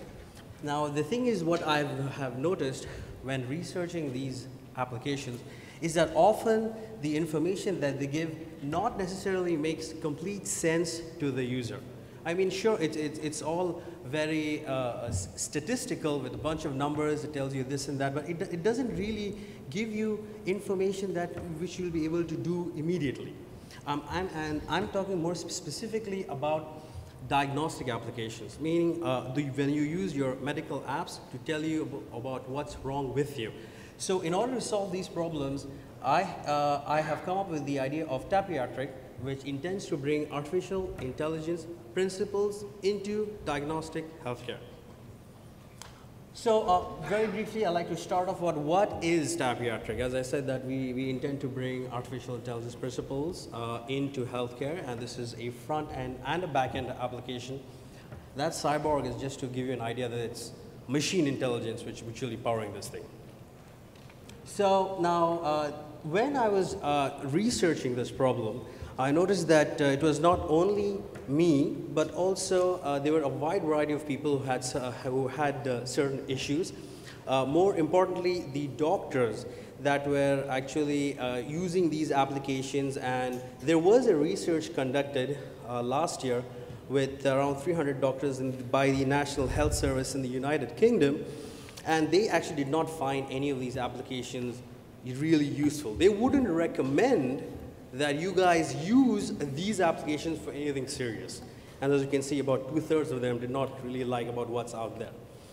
So in order to address these issues, we are trying to make an application which has a certain amount of functionality that would make this whole process easier when you search for the information. And our application, which is a front end and a back end, would be sitting comfortably in the convergence of diagnosis as a medical referencing tool and, and for you to take action. So this is just to give you a rough idea about what it's going to look like, and I would like to draw the attention on the fourth graphic. The whole point over here is to make it easier to understand. Rather than just spit out all of these facts with all of these figures, and then you have to sit down and go back and do some more research before you actually approach some certified healthcare professional to take care of the issue. So how are we going to power this thing? Now, the one on top, which is the traditional way, this is, without getting too technical, it's a very simple, straightforward process, which often leads to the results, as I said, which not necessarily makes much sense or doesn't give enough value to the user. Now, this looks a little bit busy, but this is just to give you a rough idea that what we're trying to do is take the thinking part out and put it into the application server side so that the results that you get would be useful. Okay, so the business model. We intend to follow the same procedure which most of the applications use, which is you start with a freemium model and you pay a subscription for add-on services. We would also like to get businesses. By businesses, I'm referring to as clinics, pharmacies, and the like. So if they want to be listed with us, we charge them a fee. And the special services is, for example, if you notice in Dubai, especially when some new doctor comes in with a certain specialty in a certain field, and everybody's looking for it. But so, I mean, this is a way to get this information out. And the marketing channels is by, of course, social media, and by institutions and organizations that would be via partnerships with those organizations. So who actually use medical apps? I know it's you and me, but the research says that there are actually a wide variety of users who actually use medical applications, the majority of it being chronically ill patients and people who are health and fitness interested, not to be confused with hypochondriacs, mind you. Okay, and to just give you a rough idea about the total number of applications across the 3 stores which are dedicated towards mHealth, mobile health, a thing which we are doing is only 10%, which is a small amount, so there's a lot of room to grow. So, and in the total number of applications, the market share of inferencing and diagnostic apps are about 17% out of the rest. This particular market, the mHealth market, through our research, which is indicated that the market would quadruple in 2 years' time to a staggering $27 billion. And with the rise in wearable technology and so many big players coming in trying to bring out applications that help to solve a certain healthcare problem, there is a lot of room for us to grow and to pivot at multiple points during the development of our product. So every good application has competition, is the mantra, as we know. So these are our probable people who, our competitors. So our competitors, you can see there are a lot of them in this space, but the common thread, if you have used any one of them, if you are a certified healthcare professional, you can attest to the fact that the information can be used mostly by healthcare professionals. It means they use complicated lingo, which not everybody necessarily understands. So we intend to solve this, putting everything in simple language. What I mean by that iterative decision trees is that in order to arrive at this solution, it requires several steps, and somewhere along those steps, you would lose interest, and well, that's the end of that application after that. So how is our roadmap? I would like to point out that we are still at the embryonic stage in the development of this application. We will try to roll out something very immediate and crude in the next 6 months, and as time goes on, as we onboard more participants and we advance in our understanding of the algorithms that power this, we would want it to go to a certain level. And who are the people? Why are we best suited? I myself am Sarfaraz Ahmed. Okay, I forgot to say this in the beginning. So my name is Sarfaraz Ahmed. I'm the founder. I come from a clinical research background. I have formal training in clinical research and pharmacovigilance. I worked as a consultant, a business consultant for clinics and small-sized laboratories that want to actually come and increase their business in terms of getting tests from various clinics. My co-founder is the owner, who's right over here, Mr. Pawan Kumar. Hey. So my co-founder, he owns a security and business solutions company based here in Dubai. And he will be assisting me in understanding the technical and infrastructural back-end which is necessary to make this possible. We also have two doctors who are both in Ireland, and they are the emergency medicine registrars, and they will be helping us to ensure the soundness of the medical information and the integrity of the data. Okay, so here are the references. So I'd like to say that we know that this area is very big. AI is going to be huge. I'm sure you've read in the news, everybody's talking about it. Of course, if you want to have the discussion later on, you can have it with me. I really don't agree with what Elon Musk or that Steve Wozniak guy says. You know, AI can be used for good. And superintelligence is an extrapolation of what may happen. You know, a doomsday scenario, which is not necessarily very good. Real. Very good. Thank you very much. Okay, thank you very much. Thanks. Any questions? Sam, it's your field, I guess. Just a quick one. I'm not sure I understood. Are you actually helping make a diagnosis? Yes. So, by definition, therefore, you need a regulatory path. Yes, we do need a regulatory path, but from what I understand, the path which such kind of applications take is that they can only provide you advice and not as a final diagnosis. But you can take this advice, and then if you're ready to find the healthcare professional who is within your budget or suited to you, then you can go to him with this for them to, because ethically in medicine, only a certified healthcare professional can make the diagnosis. The regulatory structure with the FDA and I think in Europe the MHCR, if the application cannot be responsible to tell you exactly what you have, what is wrong with you, but it can tell you it can tell you information that may help you to arrive. Excellent, very good, thank you. Thank you. The platform, it's a crowdfunding platform for the real estate sector. Let's get to know more about Durais from the co-founder. Hello everyone. So I'm very lucky to have someone sitting here that's a crowdfunding professional, because Durais crowdfunding is a startup that was started about a year ago, and we aim to crowdfund real estate in the Middle East.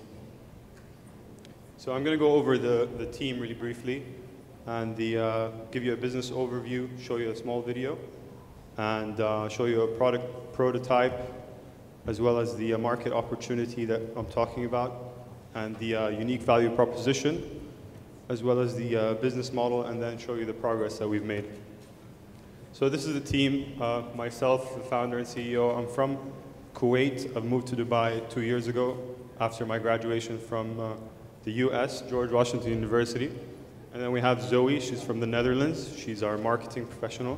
She has real estate experience as well.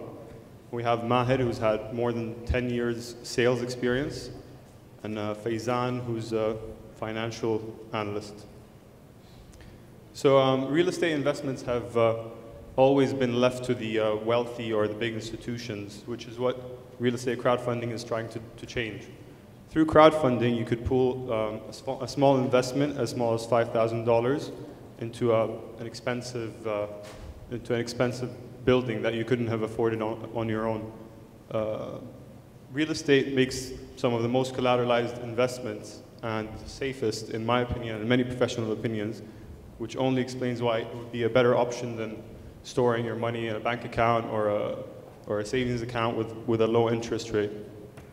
So let me show you a quick video that explains our idea further. Do you have money saved up, gaining little to no returns, and keep asking yourself, what should I invest in? Real estate is one of the most guaranteed and collateralized assets. Although its value might fluctuate, it will always be there, backed by the actual property. Traditionally, however, it's been reserved for the wealthy or for those who have access to better deals.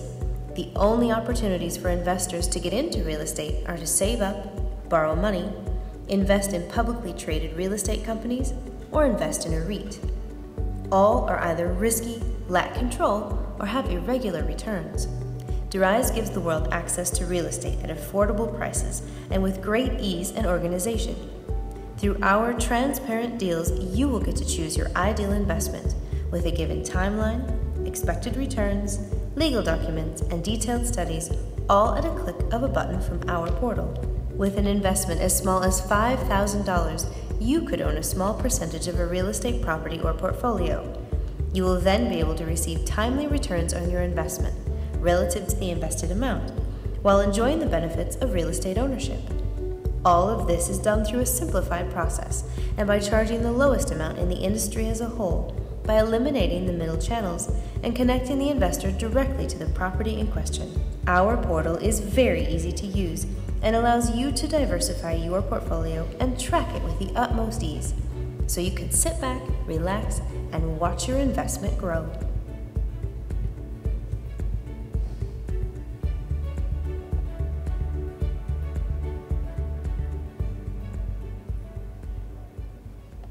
All right, so hopefully that gave you a better idea about what we're doing. I'm going to walk you through how things work. It's as easy as 1, 2, 3, 4. First of all, you sign up, and then you look through the investments that we have on offer. And after that, you could invest as little as $5,000, which is an amount that will decrease in the future when it becomes a more efficient model. And then you're going to start receiving your returns in different forms. So it's very easy to sign up. You could use social media, or you could use an email. And then you can type in your information, as you can see at the bottom. This is what our portal looks like. On the right, that's what the real estate listings look like. There's a small image to give you an idea, a name on the location. Estimated returns are at the bottom, which are, it's important to note that they're estimated. As any financial instrument, it's not guaranteed. Then you can see the minimum investment amount, which is the ticket price, and the total price, and finally the term of the investment and how many people have invested in it.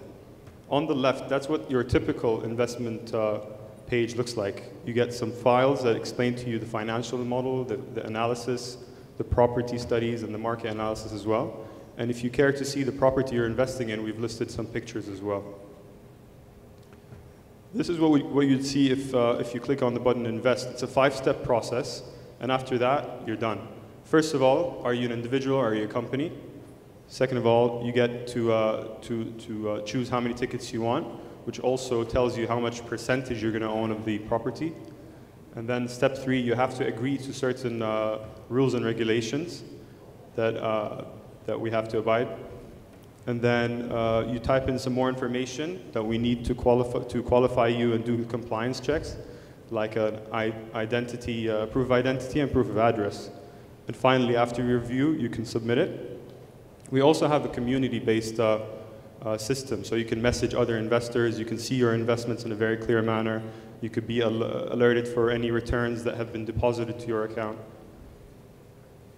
The real estate crowdfunding sector is multiplying by more than 124% per year. This year it's expected to reach 2.5 billion, and I'm pretty sure next year is going to be double that as well. Recently, actually in the past week, the US amended the Jobs Act to now allow anyone to invest in crowdfunding, not necessarily accredited investors, which are high net worth individuals. And in fact, in the UK now, 1 in every 5 foreign investments is done through crowdfunding. This is what at the bottom, what the countries of investment in Dubai real estate looks like, with India being the most. Our business drivers are affordability, and the transparency that we offer, and the convenience, and the investments and the network that we have. The revenue model is made up of 3% at the beginning on total amount funded. This is just a simple forecast of a very conservative measure of how much we think we can crowdfund the first 5 years. And in some scenarios, we can make a larger revenue, especially if the investment is based in Dubai, but we're not limited by that. And this is our plan. We've developed our website and the model, and we've launched our first property that's already received more than $40,000 in investment in the past month. The next things we have ahead of us are expansion and growth. We're not limited by Dubai only. Both our products and our customers can come from anywhere in the world, after we perfect our system. We have a certain list of things we want to do, like increase credibility, increase regulation, because this is still an area that is not as regulated as we'd like it to be. But that's all part of the plan. Thank you very much. Thank you. Very good. Have a question? Yeah. I like your platform a lot, only because I think it's a high appeal to local market. I totally agree with you that real estate considered a high priority, a safest investment in the Middle East, just to make sure that everybody understands if you open any finance or investment book, real estate is considered the second highest risk investment, just for understanding for everyone. I just don't want to be you confused. It's after foreign exchange, real estate second highest risk. So my question to you about, I still think it would be work in your area. Is any regulatory resistance, right, or issues by taking money? Because, for example, in Canada is not allowed, in US it's kind of limited allowed. And second question, it's the same question basically. What happened? You even mentioned that 40,000 you raised for one of your projects. And you know, even in your example in Dubai, what happened with Burj Khalifa? When Burj Khalifa, when it's not enough money and it's what happened next? Well, let me answer that question first. The crowdfunding model is backed by the idea that if something is not successful or the majority don't think it's going to work, it's not going to work. And we can give the money back to the investors. There's no harm done. It's a pledge. It's a pledge. And the first question on regulation, it's a new area, especially real estate crowdfunding has only been around for 2 years. One of the largest real estate crowdfunding platforms in the US had to find the loophole as well to be able to do this, but it's now valued at over $100 million, a company within 2 years. We're working constantly on becoming actually regulated in the UK and in other areas that have allowed it. And we're working on allowing US investors to come in because that's the most sensitive area. But for the time being, it's a direct equity investment. We're not a fund where we have to be regulated, where we receive money and we decide what to do with it. This is considered a closed-ended fund where you're directly investing. Think of us like the Facebook of connecting seller and buyer and eventually developer and investor. Very good, thank you. The last startup is called Game Enterprise, and it's Jamal. Thank you to let me to present our innovation at annual investment meeting. My English is not very good. I would like to present our innovation in French. It's possible, Mr. Kamal? It's fine. Can we get translations? Pourquoi cette innovation? Pourquoi on a décidé de faire cette innovation? C'est parce que moi-même, je me présente, je suis Jamel Benabès. Je suis project manager depuis 1985. Et au fond, j'ai constaté tout au long de mon expérience professionnelle que...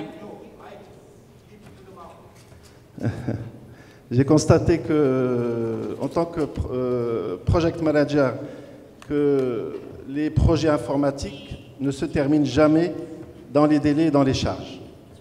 C'est un constat qui est dû essentiellement au fait qu'on fasse l'informatique en codant des programmes. Donc on est parti sur l'idée d'améliorer ce système et je veux présenter le modèle qu'on a mis en place.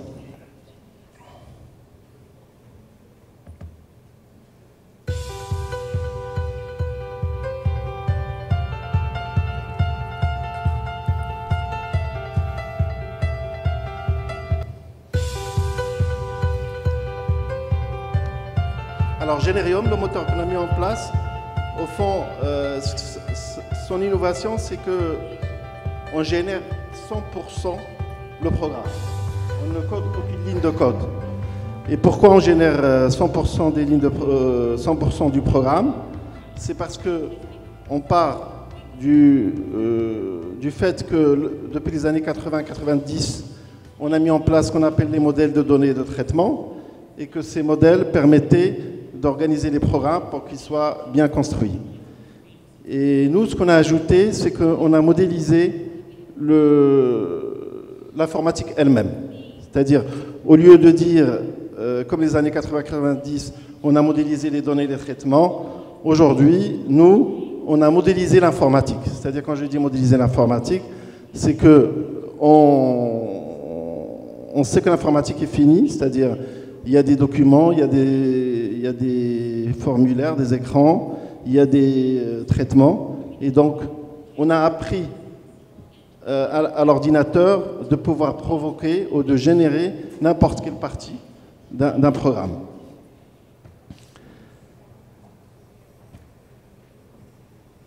Alors, deuxième chose, c'est qu'on est indépendant. On est indépendant deuxième chose, c'est qu'on est indépendant du système sur lequel on exécute le programme. C'est-à-dire, on sait très bien quand on fait un programme, même s'il est avec un code source, on est obligé de respecter les versions du système. C'est-à-dire, est-ce que c'est la version 7 de Java, ou 6 de Java, ou ça peut être aussi Microsoft, .NET. Donc, on est indépendant du programme, du système aussi. Donc, ce qu'on a décidé de faire, c'est comme on est capable de programmer rapidement, facilement, de manière fiable et time to market, on a décidé de mettre en place le développement de ce qu'on appelle les programmes verticaux. Et on veut commencer par tout ce qui est transversal, c'est-à-dire la comptabilité, la gestion d'entreprise. Et après, on fera pour chaque métier le programme qu'il faut. Alors, nous avons l'intention de commencer en 2015, de faire tout ce qui est programme de gestion. 2016, faire tout ce qui est programme de logistique. Et donc, chaque année, faire un module supplémentaire. Aujourd'hui, nous sommes capables d'interpréter Java. Et demain, on pourra interpréter .NET et d'autres technologies. C'est-à-dire, notre système, non seulement il permet de générer des programmes sans code source, mais en plus, il permet de le faire sur multi-device. C'est-à-dire aussi bien les systèmes, je dirais, serveur-client, ou les systèmes smart system, n'importe quel système. Nous commençons par le marché de l'outil de gestion.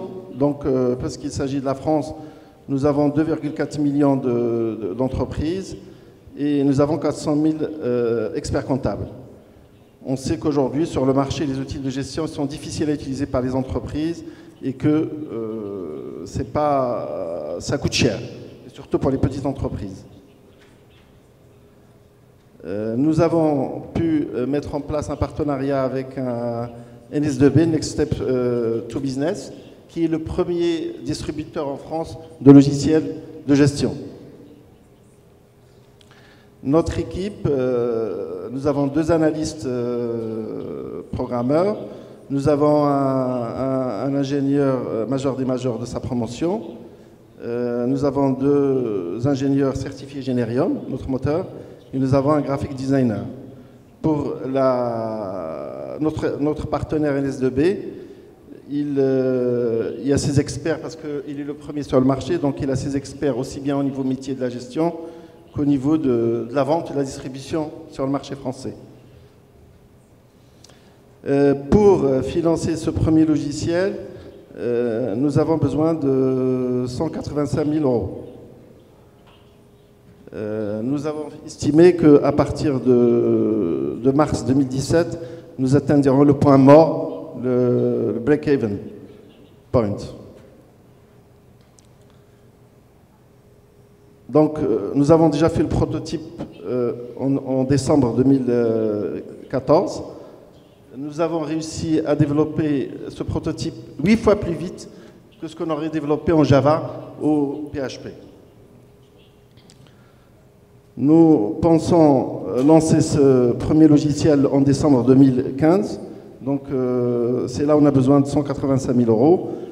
Et en janvier 2016, nous pensons lancer la commercialisation.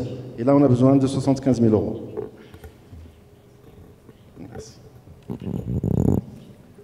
Thank you very much. Okay, can we ask him in English? On ask him in French and translate. Alors, si j'ai bien compris, vous allez prendre un logiciel c'est pour les petites et moyennes entreprises. C'est pas pour les grandes entreprises. Ça peut marcher pour n'importe quel.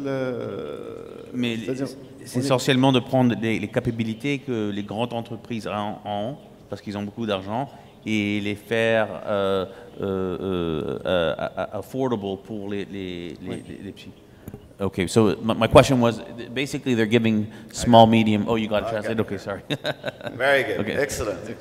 Thanks. Excellent. Well, this is the last, right, Tarek? Right. Excellent. Well, thank you very much. By the way, I just want you to close by, it was such a wonderful idea to close a conference like the Annual Investment Fund with very inspiring and very talented entrepreneurs and innovators, as I mentioned. And I personally see about 1,000 of them a year, and that's what keeps me going in my life. And so I hope you would enjoy it as well. Thank you very much. In closing, I would like to introduce Mr. Dawood Ashizani, President of Annual Investment Meeting, for the closing remarks of the conference. Mr. Dawood? Yeah.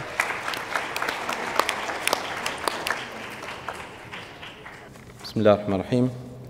Your Excellencies, the Ministers, Deputy Ministers, our distinguished guests, thank you very much for your contribution toward this event. And I would like to thank the country of honor represented by Saudi Arabian General Investment Authority for their support and contribution toward this event.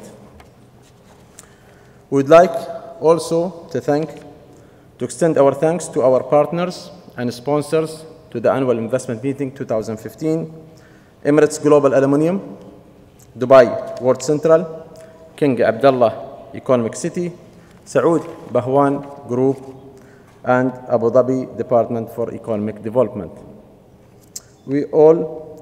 Also all of our sponsors, the gold and silver sponsors, and our hospitality sponsor and the career sponsor. Thanks to our speakers and our distinguished delegates.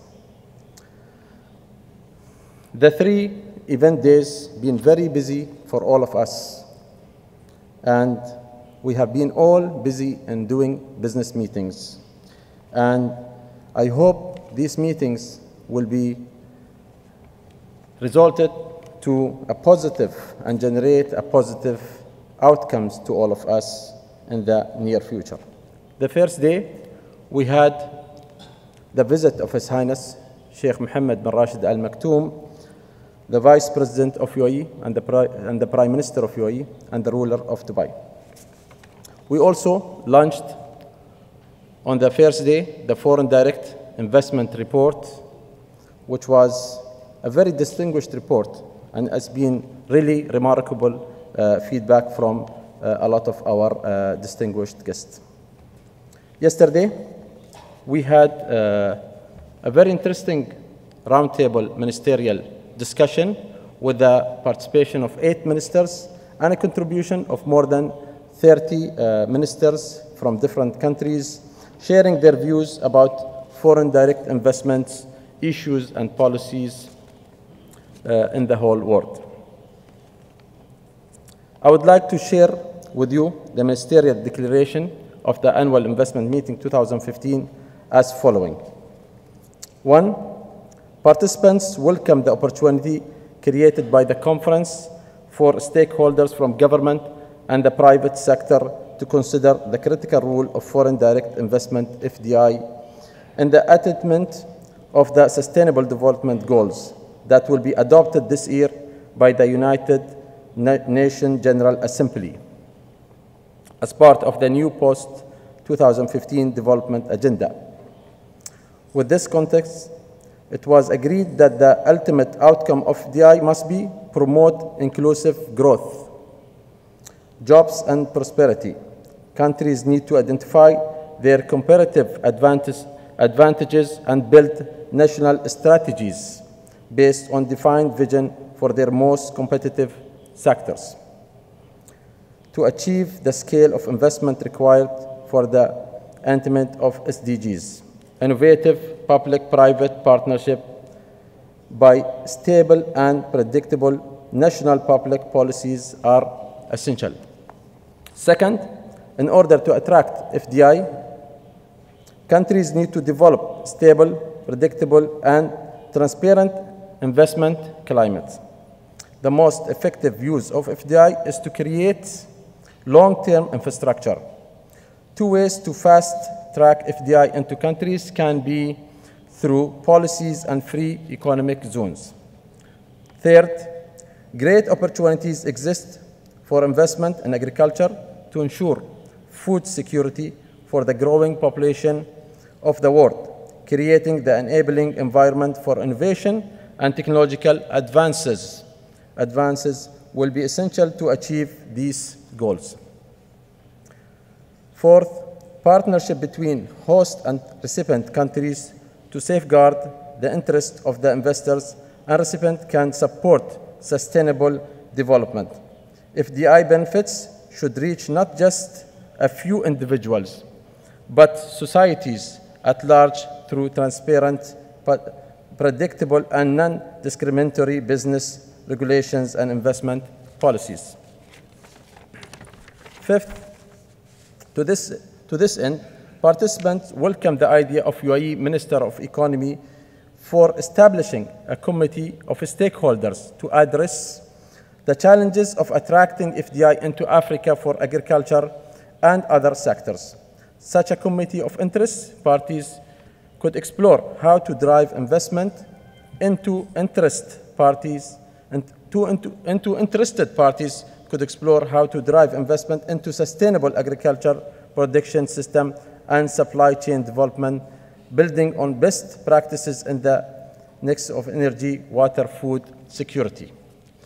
Thank you for your efficient participation in the Annual Investment Meeting 2015, and we wish you a pleasant stay in Dubai, and we hope to see you again in Annual Investment Meeting 2016. Thank you. Assalamu alaikum.